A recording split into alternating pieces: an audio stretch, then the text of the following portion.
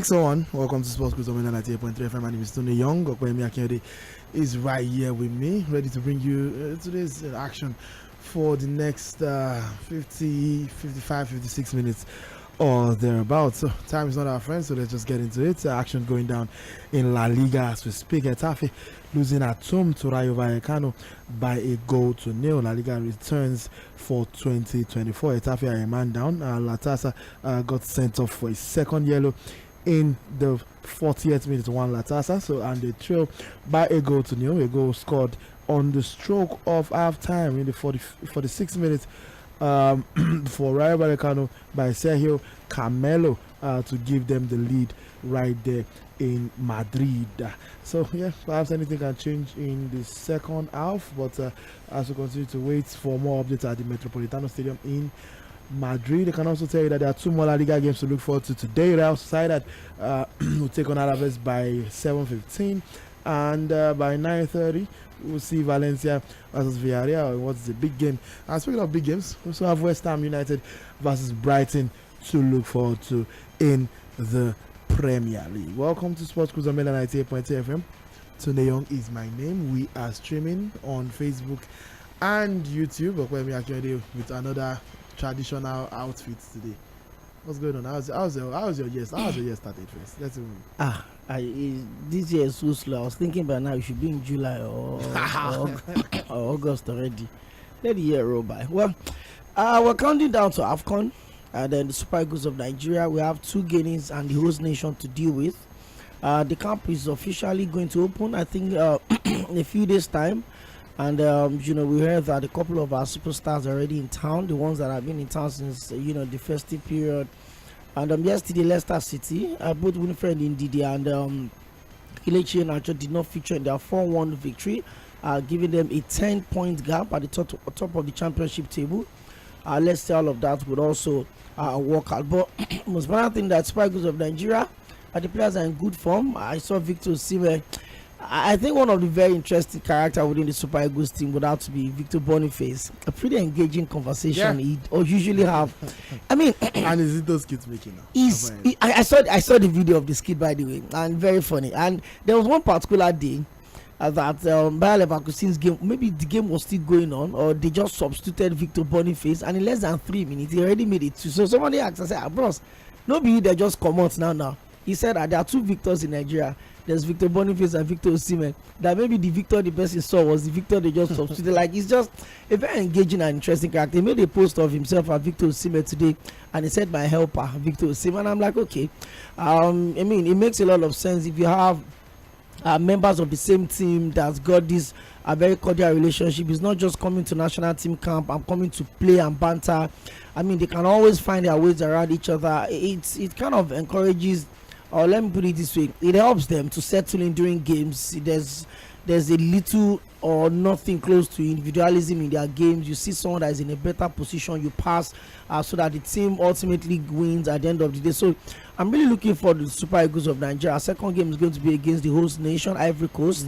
We play Equatorial Guinea first in the opening match. And there's also Guinea-Bissau. Yeah, just 12 days away. And our camp has not opened officially. But the Senegalese camp have opened. I saw videos of Benjamin Mendy and Sadio Mane in camp already, and of course Mohamed Salah departed England yesterday immediately after departed as well. Immediately after leading Liverpool to that 4-2 victory over Newcastle, getting 2 goals in that particular game, making 151 goals he scored for Liverpool. I mean, stuff of legend, no doubt about that. Maybe very soon we'll go back and revisit that conversation around where does Salah rank in terms of the legends with Liverpool. He won the Premier League with them. The one Steven Gerrard could not win. He won the Champions League 151 goals for them. Now I wonder how Liverpool would cope without him. He's probably going to miss like 4 games before he comes back from AFCON. One of those games will be against Arsenal at the Emirates Stadium. So I'm really looking forward to the AFCON, by the way. And hey, let's just see how all of that will work out. So I'm really looking forward to the Super Eagles camp. Let's see the players. We also read earlier today that 𝗪𝗛 is putting 2 players on standby. Probably want to eventually fill in the extra 2 slots that he decided to gamble with. Whatever that bros is dealing with, or whatever is I don't want to use the wrong word. He should just make sure he's getting from the original supplier, and not. He should make sure he's a good supplier. That he's a planter. Maybe it's Roland. He should be sure. He's getting it from a planter and get the right Roland. one. Buy the naira to grow the naira. Link up that is legit supplier. Yeah. So really looking forward to it. I would certainly do the countdown on the show, and let's see how the Super Eagles are going into this one. Prepare, like I said. Yeah, I'm speaking of Super Eagles preparation. Sorry to cut you short. And yesterday, Vincent Enyeama hinted that he is in camp. Yeah. Obviously, so let's get some assignment. You never can tell. Obviously, not as a player. Are you sure? But are you sure? We'll talk at length, and perhaps maybe on the other side of the show about the potential impact that Vincent Enyeama could have on our goalkeeping situation. Even he's not playing, obviously not. But not. Neither is _Mph, our actual captain. We brought him there to come and be a motivational speaker and ginger. So don't use ginger, leave motivational speaker. Maybe that's what. Maybe Vincent Enyeama has a similar role, and the fact that he might also have 1 or 2 things to teach Francis Zoh and Stanley Wabili and Ojo Olorunleke, who we are taking to the Ivory Coast. So we'll get the best thoughts on that later on, and yours as well, as the Super Eagles hope to do it again, but by camping in Dubai. Let's wait for the camp to be opened up. We spoke about the Liverpool game, so let's just start on that. No, Liverpool 4, Newcastle 2. We predicted the Newcastle win. So starting the year off with a bad prediction. I saw Liverpool give a barrage, a chance creation masterclass. They had an XG of 7.27, the highest in Premier League ever. In fact, that yesterday night 7.27 is 35% of Manchester United's entire XG for this season. So Liverpool just last night created as many chances, or 35% of Manchester United's total chances this season. And the fact that Man United have only outscored Sheffield United and Burnley says a lot about their precarious situation. But Liverpool, Newcastle, Anfield, classic Anfield, got behind the team. Mohamed Salah once again showing his quality that can never ever be doubted, even though some might say it's declining. Which one is some? Is it not you that are saying it's declining? Is it not you that are saying it's declining? Have I not some? Speaking of some, it was an awesome performance from Mohamed Salah. Of course, he missed the penalty. He did, but then he redeemed himself, scored another penalty. Redeemed himself, scored 2 goals, and set up one to once again show the level of quality that he possesses. For Newcastle, though, when can we start asking serious questions of Eddie Howe? 7 defeats in 8 games that's not a palatable. Well, I think Newcastle were not entirely off yesterday. I think Liverpool I don't know where they got that motivation from, and that's what you get from Stubbs as champion. They understood how important that game was going to be for them.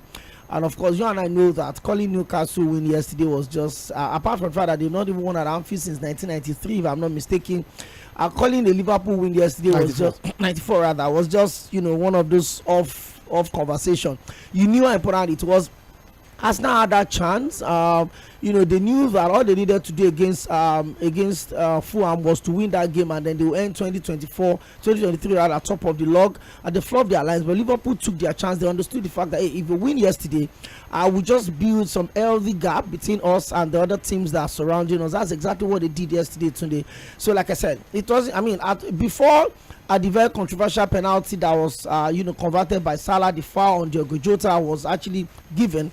It was 3-2, and the game could have gone either way. There were still 8 minutes to play in that game, and Newcastle could have just pull up and equalize in that game. So it wasn't like they were entirely off yesterday. Liverpool were just in a world of their own, and I don't know how long we'll continue to make excuse for the hour. I don't know, maybe they've not recovered from the distraction of the Champions League. The fact that they couldn't even come out and make an Europa League or UEFA Conference League qualification, and the result had not been going their ways. Like they've been struggling to, in games.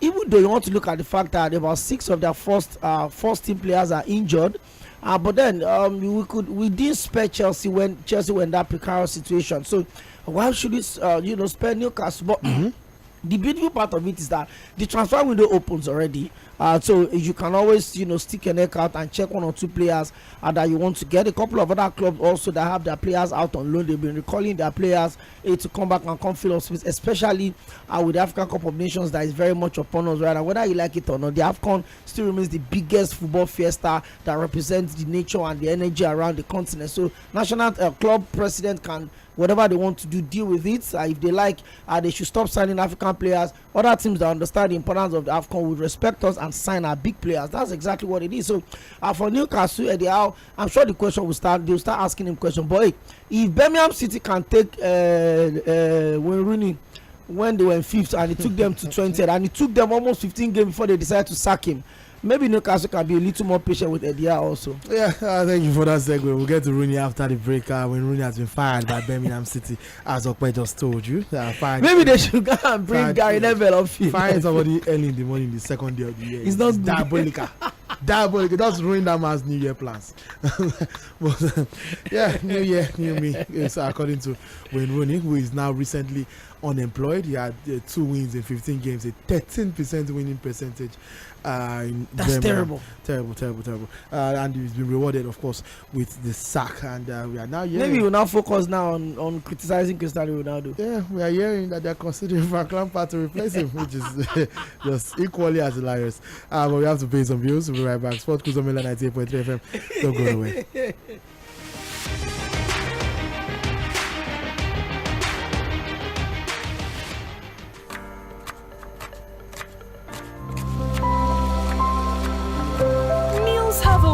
Taking us on a journey, and when you add plenty of vegetables like efo, ugu, and seasoned with the rich taste of North seasoning cubes, even better. So go ahead and elevate your meals with more vegetables and the rich taste of Knorr cubes. Today, eat for good. The Financial Services Regulation Coordinating Committee, FSRCC, in collaboration with the National Broadcasting Commission, NBC, wishes to draw the attention of the public to the worrisome increase in the activities of illegal financial operators, IFOs, which threaten public trust and the stability of the Nigerian financial system. The FSRCC and NBC hereby advises the general public to refrain from dealing with unlicensed financial operators who deceive individuals with unrealistically high investment returns. Make sure to verify the licensing status of such companies and schemes on this website. To report any suspicions of illicit financial activities, call 0700 225 5226, 0800 225 5226, or +234 817 665 6273. Let's work together to uphold the integrity of Nigeria's financial system. Announcer, FSRCC.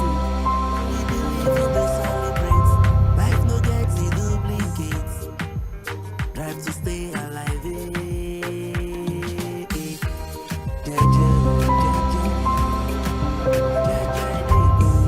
Oga Driver. It's all about safe driving habits, obedience to traffic rules and regulations. We have to have consideration for other road users. Latest news from our roads, driver education, provisions of the Highway Code with resource persons from the Federal Road Safety Code, FRSC, and a lot more. All on one program and one station. Mainland 98.3 FM, the sound of Lagos. Oga Driver is a multilingual radio program powered by Great Nigeria Insurance PLC, GNI PLC. Every Wednesday morning between 11 and 11:30. Oga Driver, JJ the Go.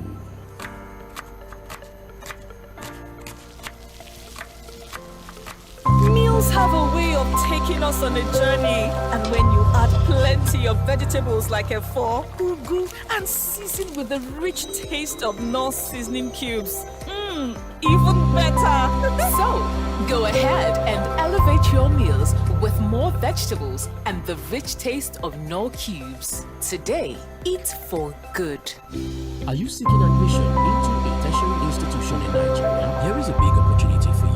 The 2022-2023 admission into 𝗏𝗏 Polytechnic is now open. Available courses are Computer Science, Theatre and Media Arts, Mass Communication, Science Laboratory Technology, Electronics Engineering, Accounting, Banking Operations, Business Administration, Multimedia Technology. Qualified students should have scored 100 and above in the last JAM exam.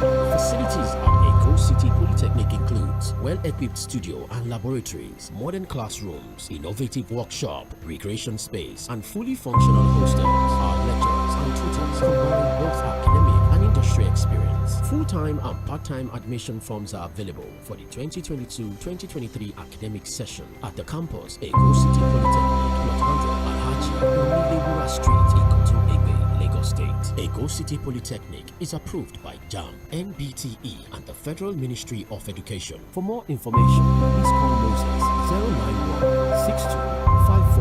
091-6254-0610, Wale 091-6292-7079, Praise 091-6269-9996, Adilawa 081-2658-0784, or visit our website www.ecocity.edu.ng. 𝗏𝗏 Polytechnic, building industry-ready professionals. When the airwaves in your market become more and more crowded, it's time to break it open and really stand out. It's here. Mainland 98.3 FM, the sound of Lagos.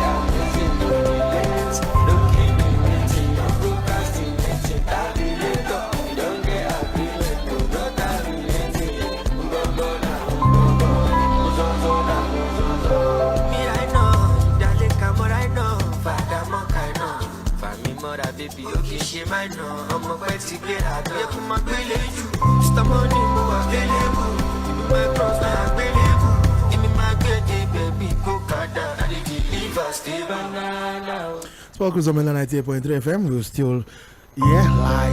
Tᴜɪlᴅᴇ and blasting on into your earlobes directly. It's Terminator by Asake. Speaking of terminating, Manchester United have lost Sergio Reguilón. Tottenham have decided to terminate his loan deal after he impressed in half-season. They definitely need players. I wonder why they loaned him in the first place. So I think they've decided they would rather keep him than remain a Man United player.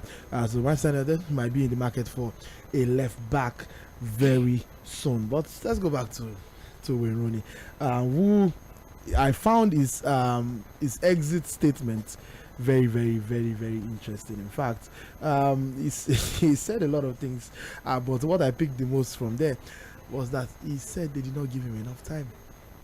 15 games. Why was he brought in the first place? Excuse me. And the team were doing well. It doesn't like they were struggling. They were fourth position when Rooney took over. Now they are 20th on the log. So I'm trying to understand what it's time. I remember very well that you mentioned the fact that Wayne Rooney is not doing anything different. That is not such a spectacular manager. They were just bringing him because of the attention. I mean, obviously one of the most successful, a big name. Exactly, one of the most successful players in English football history, especially at the club level. Manchester United legend, no doubt about that. So they wanted a big name. They just wanted the attention. They want the media attention. They want all of the paparazzi that comes with having Wayne Rooney at the bench, at the dugout, and they got what they wanted. In terms of followership, in terms of their popularity, in terms of having the fans come to the stadium to watch their games, but they lost the result, which is the most important thing, that they were supposed to deal with as a football club. Sorry to cut in. Let me just read his statement a bit. I found it here, and it says this quoting when he says, "I would like to thank Tom Wagner, Tom Brady, and Gary Cook for the opportunity to manage Birmingham City FC." And the support they all gave me during my short period with the club. Football is a results-based business, and I recognize they have not been at the level I wanted them to be. However, time is the most precious commodity a manager requires, and I do not believe 13 weeks was sufficient to oversee the changes that were needed. Personally, it will take me some time to get over this setback. I have been involved in professional football as either a player or manager since I was 16. Now I plan to take some time with my family as I prepare for the next opportunity in my journey as a manager. Finally, I wish Birmingham City FC and its owners the best wishes in their pursuits of their ambitions. The words of the recently fired Wayne Rooney, and I found it very, very interesting where it says, as I prepare for my next opportunity in my journey as a manager, which leads us to ask, who would employ Wayne Rooney now? Look at his track record as be serious. Look at his track record as his track record as a manager is not good, and he's starting to build a reputation as a bad manager, even if it's not necessarily that. But when you have this, again, like you said, this is a result-based business, and when you have consecutive, bad outings, even Frank Lampard can still point to his first season as Chelsea. Even at Everton, can point his first season at Chelsea and say, I finished top 4 with a team that had a transfer ban. Qualified the team for the Champions League with the transfer ban. So that's still an achievement, even though it's sort of gone downhill from there. But he can point something. But Wayne Rooney, from relegating Derby County he went to the MLS, to DC United, struggled with DC United, now to Birmingham, came into Birmingham, it's 0-3, almost relegating Birmingham. If they are not careful, if they are lucky, they will stay up for a club that has one of the biggest budgets in the championship in terms of really bringing in players. Future in football management. If Lampard could have, Wayne Rooney should also have. But the most important thing is that a manager is as good as his last job. And then when you look at your last 3 jobs, and you relegated Derby County, you moved over to the MLS, you struggled so badly with DC United. I'm sure that if the MLS actually relegates club sides, I'm sure DC United would also find themselves on the other side of the table. You came over to Birmingham, a team that was doing okay at the start of the season, 5th position on the log, and there was no problem with the manager. They just wanted a marquee signing in a manager. They just wanted a manager that will pull all of the attention to the Birmingham City Stadium. They wanted a manager that has a big name, and they wanted a manager that has not necessarily a good profile, not necessarily a good CV, but a good profile. Is Wayne Rooney. You look at his numbers for Manchester United, a record goal scorer. He won everything he could win at the club level for the English national team also, until Harry Kane actually broke his national team goal scoring record. He was still the highest goal scorer for the English national team. His exploits, even when he was at Everton, he moved over to Manchester United, still played a couple of seasons in the MLS before he became manager. That's the profile the owners of Birmingham were looking for, not necessarily the best of CV. So when he came up on board, the little budget of project that they were working on that was working for them, he crashed everything. And so they started with, I remember his first game was a loss at home. The first time they were going to lose a game at the Birmingham City Stadium in 7 games. He lost at home, and from then on, imagine winning 2 games in 15 matches. And I think he had only 3 draws. The other were just losses. Yesterday, he lost to Leeds United 3-0. 3-0, and you always had the feeling that was going to be the end of it. Well, I don't know if Birmingham are still going to be good enough to salvage their season. I mean, there's still a lot of games to be playing in the championship, but when you have two managers within the space of a season, it has a way of destabilizing the consistency amongst the players. I mean, somebody talked about the fact that, well, maybe when Rooney was not the problem after, and I'm like, no, when Rooney is the problem. I've always been of the opinion that a team cannot be extremely bad, but a manager can be terribly bad. So you look at a team, for instance, maybe you want to pick out one or two players that are not doing particularly well, and that's exactly where the manager comes in. But a manager can be bad as a manager, but a team cannot be bad as a team. That's the truth. You cannot tell me that the entire 22 players or 25 players registered, on Birmingham City's district, all of them are bad. But I can tell you for a fact that Rooney is a bad manager because the antecedents are there. You relegated Derby County, you moved over to the MLS, you struggled bad with DC United, you moved over to Birmingham, took a team that was 4th on the table, you dropped them down to 20th on the table, 2 wins, 3 draws, and 10 losses in 15 games in the championship. And so the question is this: where will he go next? It's not even my business. The most important thing is that who will Birmingham City bring up next?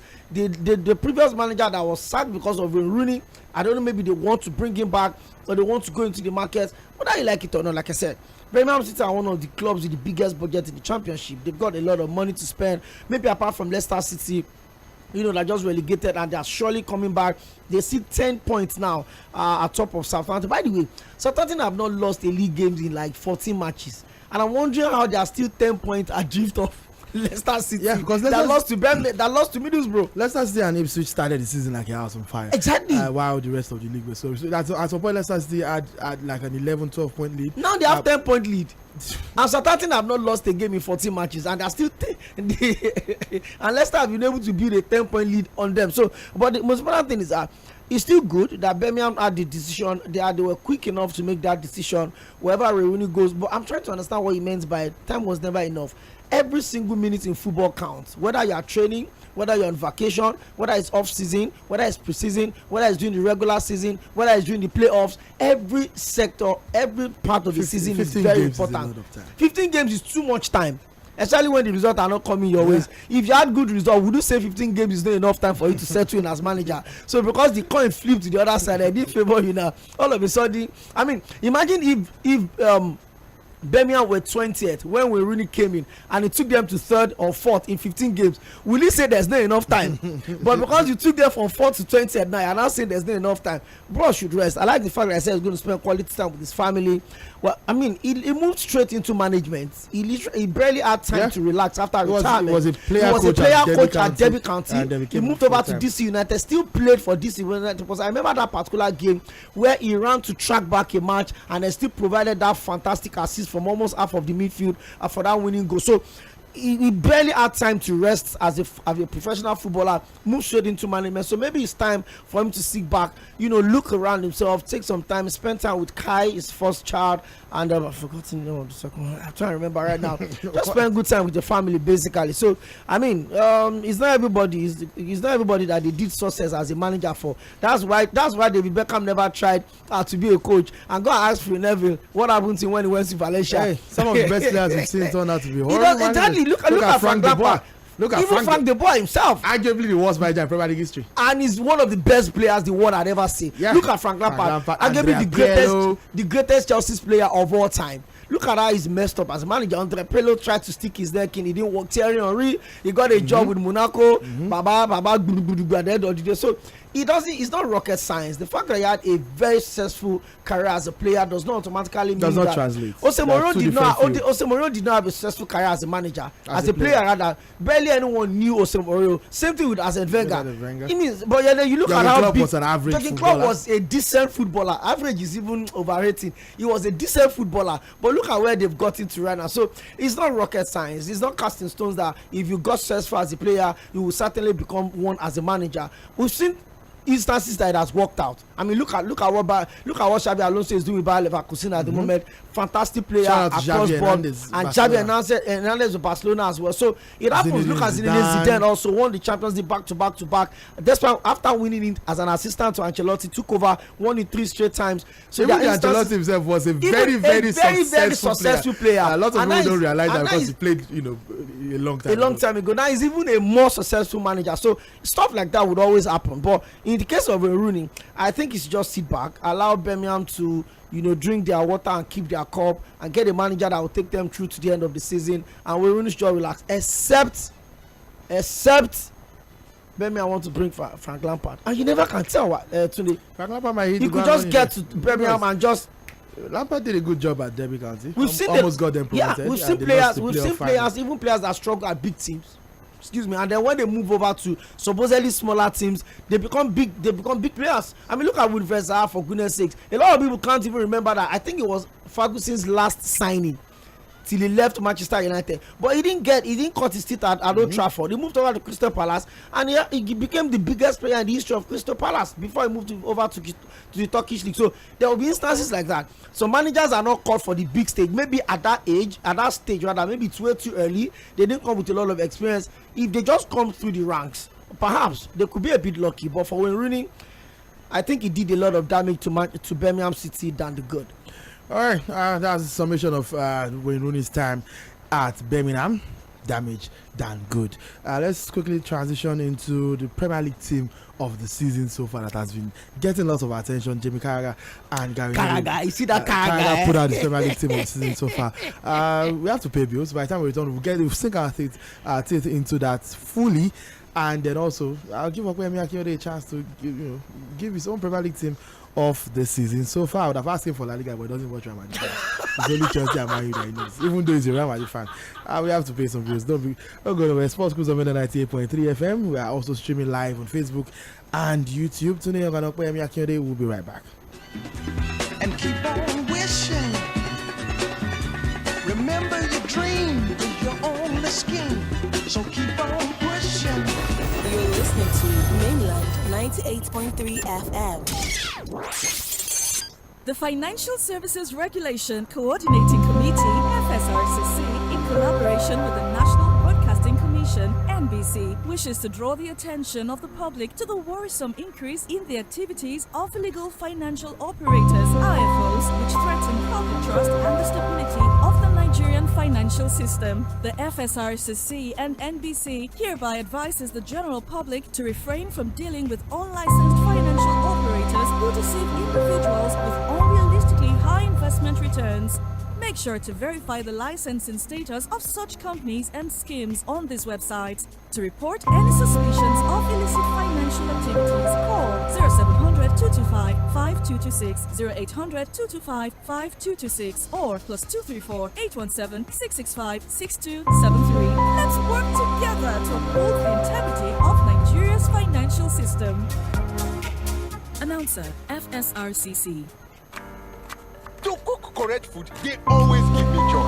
That's why anytime I cook like this, I dey always season them with no cubes. Come add correct vegetables inside. Ugu, tatasheo, shombo, onions. No one I know they put. Now you make my pikin them, they always enjoy my cooking. Daddy, I never will. I want more. You sama all your food with correct vegetables. Come season them with no cubes for that to get delicious taste. Today, chop better. Are you seeking admission into a tertiary institution in Nigeria? Here is a big opportunity for you. The 2022-2023 admission into 𝗏𝗏 Polytechnic is now open.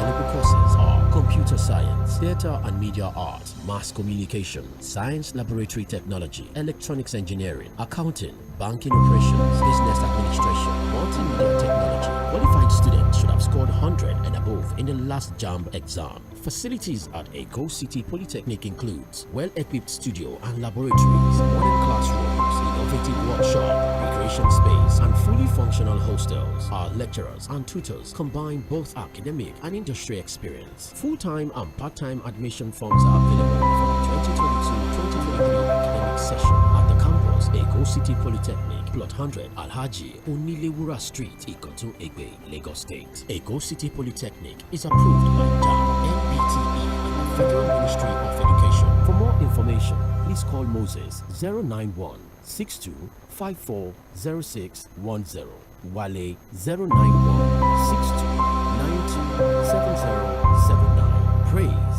091-6269-9996, Adelanwa 081-2658-0784, or visit Visit our website www.ecocity.edu.ng. 𝗃ocity Polytechnic, building industry-ready professionals.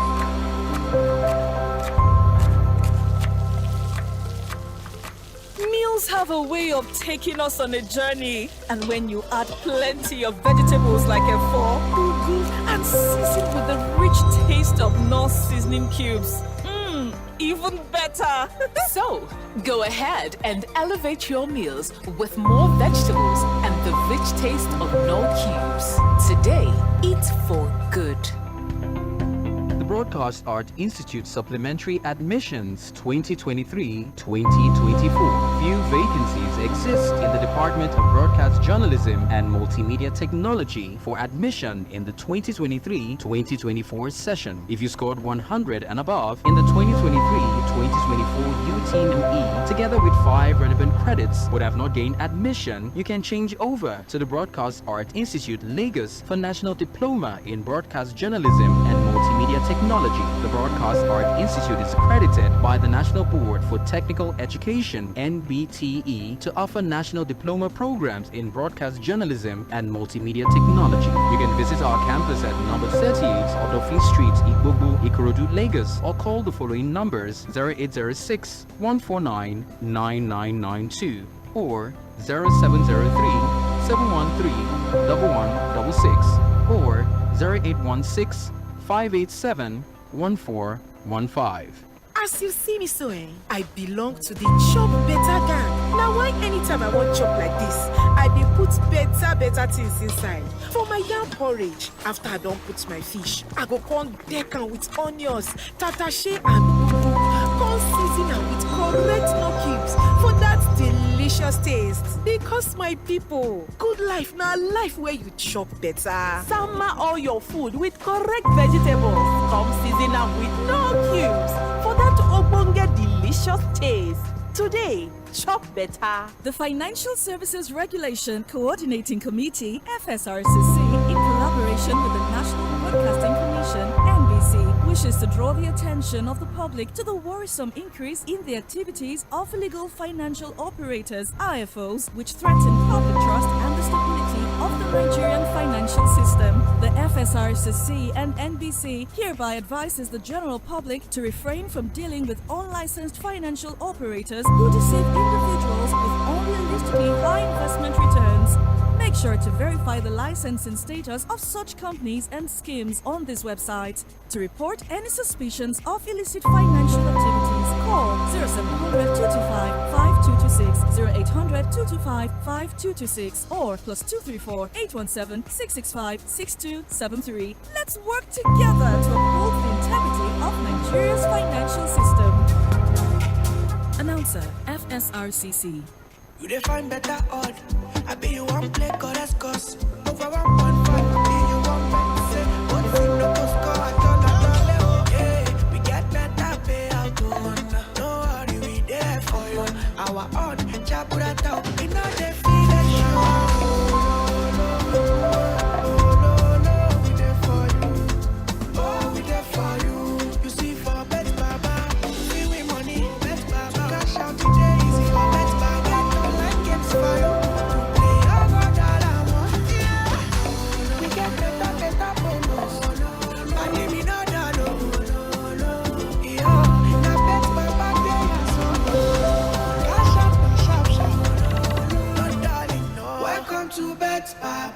Register now on betsbaba.ng. Not for people under 18.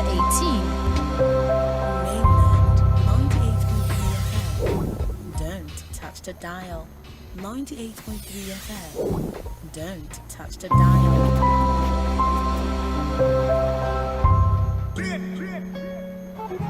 What do I do? I have feet. Run. Native Records, baby. Do one more. Do I have feet. Do one more. Hey, do you want more? Do you want less? More. Bands, yes. How many that drop in the bando? Yeah, do you want more? Do you want less? Sports Cruise on 98.3 FM. I have more for you. And in the 𝗵𝗏𝗁 segment of the show. And I can give you 28 odds accumulator for you to start your year on the right foot. Our first code of the year. And I can assure you that this one looks like it's going to be a banger. Tennis means football. It's 1820232. 1820232. Let me take that one more time. 1820232. Punch that into your 𝗵𝗏𝗁 and you get to see games like AC Milan to win today against Cagliari, Real Sociedad to beat Deportivo, West Ham, and Brighton and Hove Albion to end with over 2.5 goals. You see 𝗵𝗁 Beersheva to win, and tennis you see Emma Navarro to win, Lesia Surenko, Ogaruna, Matteo Almadi, Ekaterina Alexandrova, and Danielle Collins. Put all of that together, you get 29 odds ish, and stake what you can afford to lose, and I assure you that you will be smiling to the bank. Anyway, let's get back to the show and give you some more updates. It's now 2-0. It's now 2-0 in Madrid, in the feisty Madrid derby between Getafe and Rayo Vallecano. Camero scored the first goal. He scored the second once more for Getafe, and in fact Getafe are not only 2 goals down, they are 2 men down. Mason Greenwood has seen the second red of the game for unsportsmanlike conduct in that one, so it's gone from bad to worse. The next few games, like I told you, 7:15, Real Sociedad versus Alaves, and Valencia versus Villarreal. Villarreal, the big game to look forward to over there.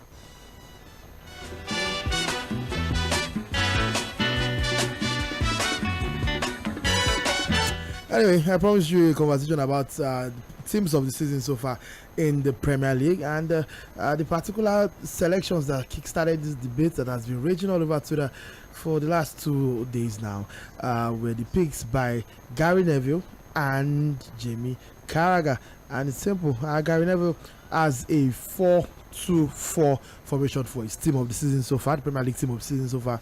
He has Alisson in goal. It's the back four of Trent Alexander-Arnold as the right full back, Destiny Udogie as the left back, Destiny Udogie of Tottenham, of course, Trent Alexander-Arnold and Alisson of Liverpool. Van Dijk of Liverpool partnering William Saliba of Arsenal in the central defensive positions. The 2 in midfield, Declan Rice of Arsenal and Rodri of Manchester City. Mo Salah occupies the right wing. Mo Salah of Liverpool. Tottenham's Son Heung-min is on the left, and he went with 2 strikers, Jarrod Bowen of West Ham and Erling Haaland of Manchester City. And I somewhat agree with that list to an extent, but let me give you Jamie Carragher's own, which is the one causing all the ruckus. He has Guillermo Vicario in goal, the Tottenham goalkeeper, who has been quite impressive. I said that's a very, very good shout. The back four is the same with Gary Neville. So it's Trent Alexander-Arnold, William Saliba, Virgil van Dijk, and Destiny Udogie. In midfield, it's a trio, and one selection in particular makes me very happy. But Declan Rice is the common denominator in midfield. Bernardo Silva is here for whatever reason, and Cole Palmer. Well deserved. I agree.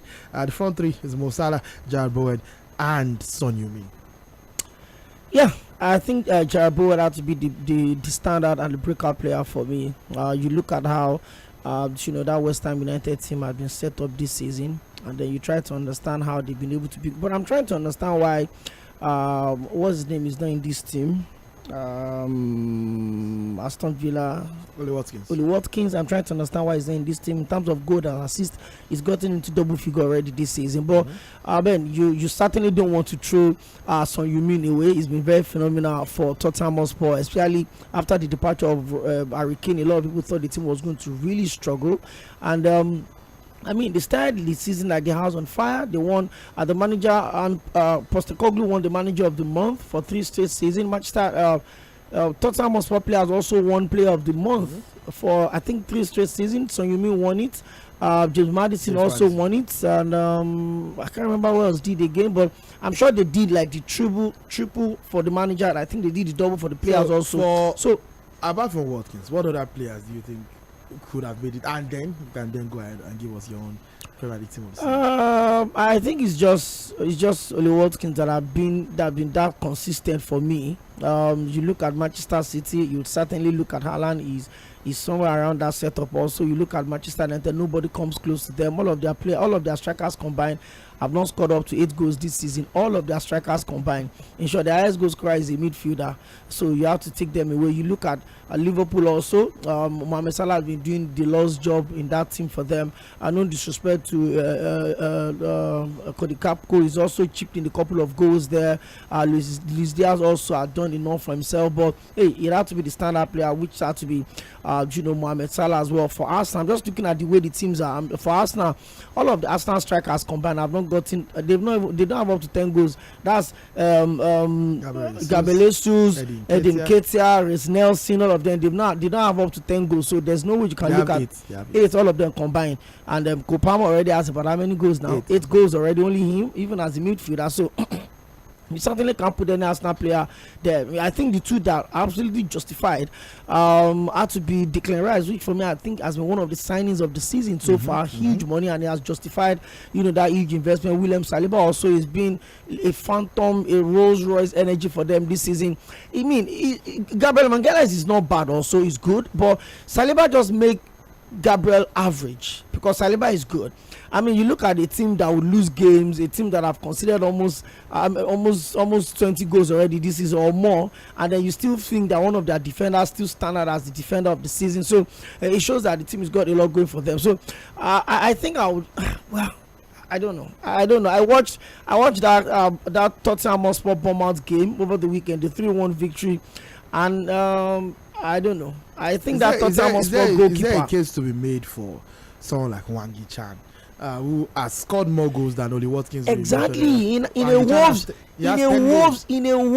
Wolverhampton side that is not exceptionally known for scoring goals, and he's actually got those goals against big teams. Is the current 5th highest scorer in the Premier League. He scored one more goal than Oli Watkins, and in fact only Jᴏɪṛ Oᴘᴇɪᴑ, Dominic Solanke, Mohamed Salah and Erling Haaland have scored more goals than Wangi Chan. But well, I guess because it's Wolves, by the way, so a lot of people are not particularly paying attention to them. But I think the team is quite solid. Udogie this season, well, I don't know. I saw him in North London derby, and I think he did well, especially after getting the yellow card early in that game against Bukayo Saka. He literally silenced Bukayo Saka in that game, even though Bukayo Saka eventually had a hand in the 2 goals in that 2-2 draw. But I think he's also grown into the team. He's grown into the rigor of playing in the Premier League, playing English football. The pressure was big, but I mean, he's done well. He's done well. For the goalkeeping department, I still feel, I don't know. Maybe Tottenham Hotspur goalkeeper also has a better chance for me. I mean, Vicario. I think Vicario has done well. He's done well. All right, so for a team that had for many years a World Cup winning Hugo Lloris, so you expect that somebody comes in. I think Tottenham Hotspur have been a twist of a lot of things this season. They lost arguably 2 of their most important players in Hugo Lloris and Harry Kane, and it's almost like they fixed them off effortlessly. So I don't know. I really don't know what's up with Tottenham this season. But I mean, I'm glad that they ended the season. They ended the half of the season well, and they got very good goal in that game. Dominic Solanke should be suspended from Bournemouth for 1 year. See, Bournemouth had the chance of beating Tottenham like 7 in the first half, and out of nowhere, they kept losing goals upon goals upon goals, and Tottenham just said, we'll score when we want to score, and they got 1, they got 2, they got 3, and they closed shop. I'm happy we agree on Vicario, and I think I'm inclined to agree with both Carragher and Gary Neville's back four as well. Trent Alexander-Arnold, Udogie on the left, the defense of Saliba and Van Dijk. I think that's uncontestable. So the midfield, Declan Rice, solid. Solid. We both agree on Declan Rice. Solid. But who are the other people that make up the midfield? James Maddison, does injury? The injury kind of halted his flow. I mean, there was a player that came into that Tottenham Hotspur side. I mean, from the relegated Leicester City and fixed him up. I think what Prowse also at Aston Villa, at West Ham rather, he's done well for himself. Also, he's chipped in a couple of goals and an assist. He's very instrumental for them. He has 6 assists this season, but I don't think what Prowse is going to make the team of the season. 6 assists. That's some good numbers. He has 6 assists this season, and just 2 behind Mo Salah, who leads the Premier League in assists so far. And but does Phil Foden Does Phil Foden enter in the mystery? Ahead of who? I mean, it depends if you are going with the 4-3-3. I personally will put Foden ahead of Bernardo Silva.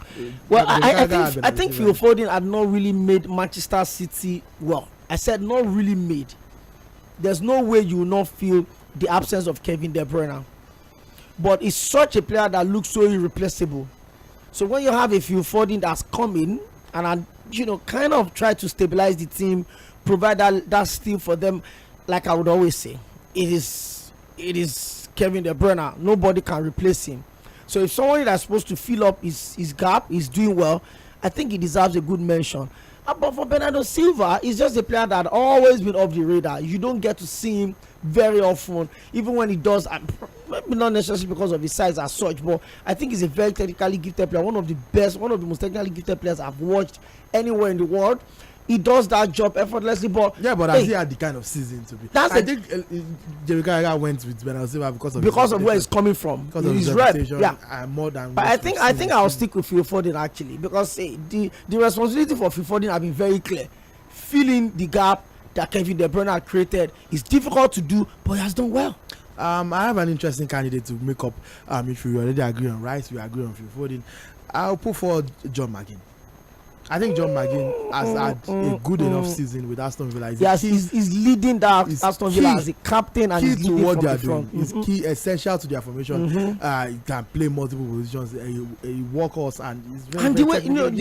The way Aston Villa played this season, Unai Emery have been able to make them pen at opponents to their own game. They play very high line defense that they allow you to come out, and then they just met you on the counter, and it has worked for them against Arsenal.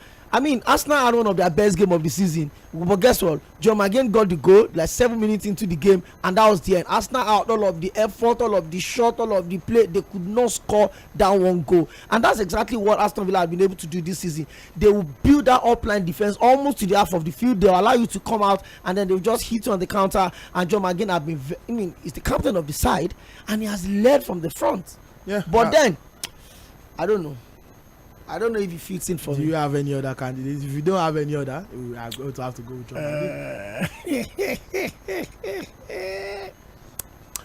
Okay, let's go with John McGinn. John McGinn it is. For the front three, for me, I agree. Obviously, nobody can disagree with Mo Salah and Son Heung-min.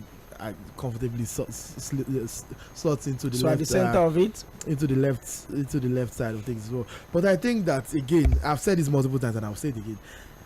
Manchester City in general, and this applies to their players as well, are victims of their own very high standards. Because I don't understand why it will even be in context to select a striker of the season and not choose the highest scorer. Erling Haaland has 14 goals, but somehow he's been injured after a couple of games. Nobody has still caught up. Somehow people are more impressed with Dominic Solanke, who has 12 goals. Some people are more impressed with Jarrod Bowen with 11 goals than the actual top scorer. It will never make sense to me. So I'm going with the top scorer. What other guys are doing the skills, but Erling Haaland has 14 goals. I think I'll go with Dominic Solanke, and this is why. The Bournemouth side obviously has struggled, and the fact that they had to change the manager, brought in a manager that brought some form of stability to them. Bournemouth were the first casualty, first team to sack their manager this season in top flight, and they brought in a manager that had they were not the one. It was last. That was last season. That was last season. But then you look at, although Solanke has had hat-trick once, he's had 2 goals twice. So you may look at the number of games it took him to get his 12 goals. But again, Dominic Solanke has not been the best striker in the league. I mean, he's having a fantastic. It is easy to have 14 goals in Man City. It's not easy to have 12 goals in Bournemouth. It is easy. Who did Arsenal spend 50 million on to sign from Man City? The striker that was Man City's second choice striker in the team. You don't understand what I'm saying. The guy who scored many goals. Even as much as he's not even that good, go and check his numbers at Man City. He got good goals. In fact, last season at Man City, he was the second highest goal scorer for Man City in his last season as a Man City player. Let's not be downplaying. No, I'm not down. No, don't get me wrong. I'm not downplaying. I mean, you need to give a lot of respect to Haaland. Probably because of, as at this time last season, dude was already maybe like 30 or 20 something goals in all competition. So, like I said, maybe he's just a victim of his own issue. But like I said, you can put anybody in that plug and go system at Man City, and the goals would come. Phil Foden is good on his goals. Rodri is good on his goals. Kevin De Bruyne will give you all of the goals. Bernardo Silva will give you all of the goals. Alan will give you all of the goals. Virtually everybody in that Man City side can score goals. Even John Stone will give you goals. So that's just that. So you can put in any striker in that Man City side, they will do it. But when you look at Bournemouth and you look at sᴘᴏ, the fact that it's not even been mentioned with the English setup, despite the fact that he's the highest scoring English striker now, and they have the European Championship that are going for. English player, simple. English player, and they're not even mentioning him. Guys, Southgate is not even looking at his direction, and has gotten 12 goals already this season in a Bournemouth side that has not particularly known to be scoring too many goals. I would certainly go for Dominic sᴘᴏ. No disrespect to Alan. In fact, I'll pick McGinn second ahead of Alan. All right, that's where we disagree. I'm going with Erling Haaland, but our team is pretty much rubber stamped. Honorable mentions the likes of Cole Palmer has had a fantastic season so far. I think it's unfortunate that he's playing most of last position, so I'm not going to squeeze him into it. And then look at his goals, to remove the 5 penalties from his goals. Back to zero. Score him if he's easy. Salah has missed 4 of his last 11 penalties. I'm telling you. I think it's easy to score penalties. Penalties win World Cup. So yeah, so other mentions I've mentioned Cole Palmer, Brandon Mbeumo, Wangi Chan, Jared Bowen. All of these guys are having great individual seasons as well. Abdoulaye Doucouré of Everton, he has 6 goals as a midfielder, and it's been key to helping Sean Dyche's men maintain their Premier League status despite the 10 points deduction. So yeah, so far so good from that point of view. But yeah, we are winding down and we have to go. We're streaming live on Facebook and YouTube. Hope you've been able to see my bowed head and this traditional look. Albert Oyinlola says, say well done my brothers on Facebook. Thank you very much, Albert. Well done to you too, and of course a happy new year. Let me give you the Bet Baba code one last time before we get on our way. Remember, 28 odds 18 20 232 1820 232. Sports Cruise over 98.3 FM. We have to go, but before we do, okay, very briefly, Carlo Ancelotti says Real Madrid do not need to sign a centre back despite all the injuries. He said they will not be signing a centre back. Do you agree? The biggest signing we need is the boss. He's staying back. Signed another 1-year extension. Everybody else, the team will do well. The players will gradually start coming back, and we'll be fine. All right, we'll be fine. Says 𝗃ᴏ Akinade, who is not the spokesperson for Real Madrid. Just a normal Lagos boy.